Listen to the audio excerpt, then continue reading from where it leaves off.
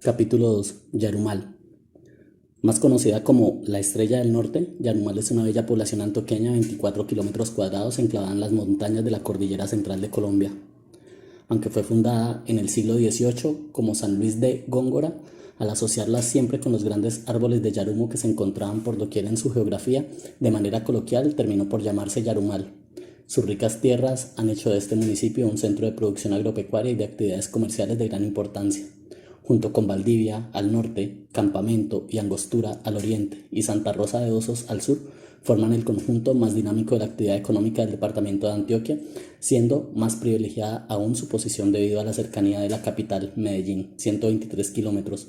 Hoy es una localidad densamente poblada, pues más de 40.000 personas viven allí.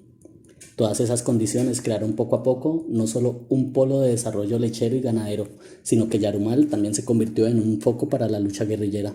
A comienzos de la década de los 90 ya había en esa región una fuerte presencia de las Fuerzas Armadas Revolucionarias de Colombia FARC y del Ejército de Liberación Nacional ELN. Como bien lo describe el sacerdote Gonzalo Palacio, cura de la Basílica de Nuestra Señora de las Mercedes, en el plano político había una puja por el poder, sobre todo por parte de la guerrilla. No hablo de la alcaldía, sino del poder de la zona, de dominar plenamente la zona, y uno de sus objetivos era precisamente la ciudad de Yarumal, por su importancia, situación geográfica, vías de comunicación y otros aspectos que hacen de esta ciudad importante. Además de su poderío económico y social, ya que es el centro de comercio de toda la región y zona de influencia también comercial, no solo para sus corregimientos, sino para municipios que están a su alrededor como Campamento, Angostura, Valdivia, Briceño, el mismo Santa Rosa de Osos, lo que nos muestra la importancia que para la subversión tenía y, me atrevería a decir, sigue teniendo. De allí que todos los que luchábamos en esa época por defender esta noble ciudad nos convirtiéramos en objetivo político. Ellos entendían que unir a la sociedad civil con las fuerzas del orden era su fracaso. El sacerdote es muy claro al identificar las razones por las que la guerrilla tuvo una penetración fácil en la región. La parroquia de Yarumal ha sufrido de una situación social difícil. Hay una diferencia muy marcada entre ricos y pobres, situación que se fue agrandando a través de los años hasta desembocar en conflictos sociales para la época a la que nos referimos. En cuanto al aspecto del orden público, se vivió una situación supremamente difícil donde se presentaron problemas de extorsión, secuestros, desplazamientos forzados. Los problemas que vivían los grandes y medianos hacendados, así como los dueños de sitios de comercio, hicieron que en algún momento cundiera el desespero y estas víctimas de la guerrilla decidieran tomar medidas de seguridad propias ante unas autoridades de ejército y policía que eran totalmente ineficientes e inoperantes.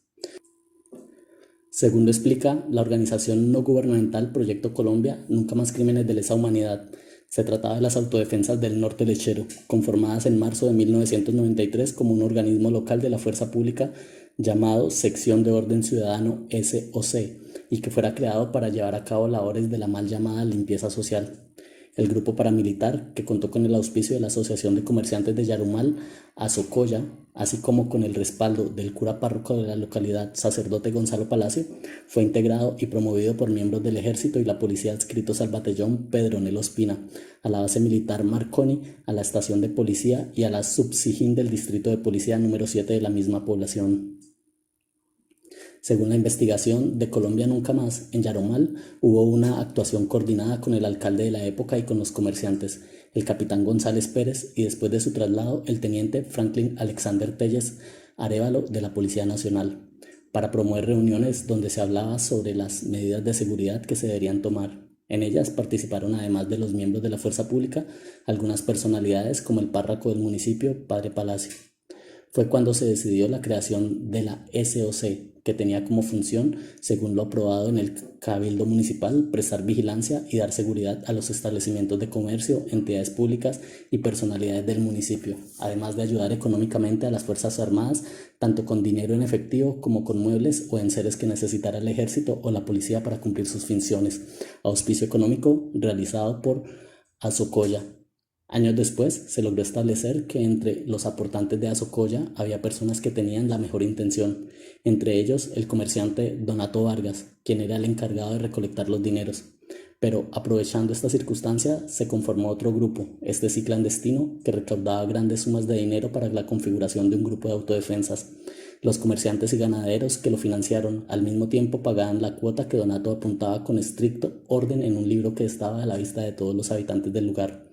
La buena intención se entremezcló con la visión malévola de los incipientes paramilitares, lo cual llevó a que, cuando la Fiscalía comenzó a investigar los hechos de limpieza social que acabaron con las vidas de más de 50 personas, buena parte de ellos delincuentes de poca monta y personas vulnerables del casco urbano, enfocara sus pesquisas en los que no tenían nada que ver. Por esta razón, Donato Vargas y otros comerciantes fueron encarcelados junto con algunos de los sicarios. Sin embargo, las muertes ensangrentaron aún más. Las acciones tenían, además, un componente rural cuyo objetivo era arrasar con todo lo que le era guerrilla. Ante simples rumores o sospechas de que algún habitante colaborara o se relacionaba con la subversión, los sicarios actuaban para erradicar el mal de raíz. El ejército y la policía fueron los aliados naturales de esa organización que tiempo después se conocería como el Grupo Paramilitar de los 12 Apóstoles, y fueron los que permitieron y patrocinaron el aumento del sicariato como fórmula efectiva de control social, sin tener que arriesgar el pellejo, como bien lo señala el cura Palacio. Puedo explicar la ocurrencia de tantas muertes violentas en la época a que nos referimos, que Yarumal no fue ajeno a la época del sicariato que estaba viviendo Colombia. Juan Carlos Meneses fue testigo privilegiado de todo lo que se vivió en Yarumal en esa época. La situación era difícil en Yarumal para esa época. Había secuestros, extorsiones. La guerrilla tenía prácticamente tomada toda la región y había una preocupación tanto del gobierno como de las autoridades locales, la misma iglesia, los comerciantes, todas las fuerzas vivas del municipio de hacerle frente. Todos buscaban hacer esfuerzos para combatirla. Entonces, ahí es donde convergen todos y por eso se echa a todo el mundo al costal. Pero en realidad, los que recogían de a 5,000, 10,000 pesitos mensuales para ayudarnos en compras de papelería, gasolina, de pronto algún repuesto para uno de los carros, eran totalmente sanos. Incluso ellos no me daban plata a mí. Por ejemplo, yo sacaba unas fotocopias y después Donato mandaba a la secretaria a pagar la cuenta. Él no me entregaba un peso a mí mismo si yo no le presentaba la factura. Ese pobre señor no tenía nada que ver. Él es un tipo muy correcto y él lo hacía con mucha voluntad. Dentro de todas esas fuerzas vivas que se unieron estaban Emiro Pérez, Álvaro Vázquez, los grandes terratenientes que querían acabar con la guerrilla. Y ellos aprovecharon que estaba crítica la situación contra la guerrilla. Estaban buscando también formas de acabarla. Ahí es donde aparece Santiago Uribe. Él reúne a los grandes ganaderos y es el clandestino que trabaja a la par con el grupo de Donato. Por eso es la confusión, porque por esa intención de acabar la guerrilla sale el grupo clandestino, el que maneja Uribe Vélez, que es donde están los que asesinan a la gente. Pero tenían una fachada pública, con Azocoya, y eso fue lo que generó la persecución a los comerciantes honestos de Yarumal. Entre 1992 y 1994 hubo una estela de muerte que comenzó a ser investigada, pero no de manera aislada, sino en el contexto de una estrategia paramilitar que incluía vastas zonas de Antioquia, Córdoba y el Magdalena Medio. El Centro de Investigación y Educación Popular CINEP y Amnistía Internacional llevaron a cabo investigaciones, luego de las cuales denunciaron la operación de una verdadera máquina criminal. Un informe del Procurador Delegado para la Defensa de los Derechos Humanos, Jesús Orlando Gómez López, del 25 de noviembre de 1998, reconoce que el CINEP puso en conocimiento en la ciudad de Yarumal, Antioquia, la existencia de un escuadrón de la muerte patrocinado económicamente por varios comerciantes y ganaderos de la región. El escuadrón opera a plena luz en el centro del municipio y las autoridades no realizan el menor esfuerzo por capturar a los homicidas. Pero las autoridades regionales, nacionales y la Fiscalía y la Justicia hicieron oídos sordos.